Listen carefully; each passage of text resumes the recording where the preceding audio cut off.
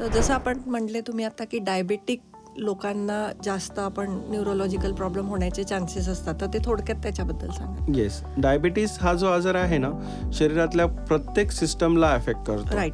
शरीरात शुगर जास्त असेल तर ती तुमच्या डोळ्यांपासून किडनीपासून पायापर्यंत अफेक्ट सगळ्यांना करणार. करते. सो मी फक्त नर्वस सिस्टीमबद्दल बोलतो. हो. जसं की डायबिटीसमुळे शुगर जर हाय असेल तर ॲथरोस्क्लेरोसिस वाढायला लागतं. साधारण मानेतल्या नसा कॅरोटिड आर्टरीला ॲथरोस्क्लेरोसिस होऊन स्ट्रोक्स TIA किंवा स्ट्रोक्स होण्याचे चान्सेस असतात. मेंदूमधल्या पण ब्लड वेसल्सला ॲथरोस्क्लेरोसिसमुळे प्रॉब्लेम होऊ शकतात.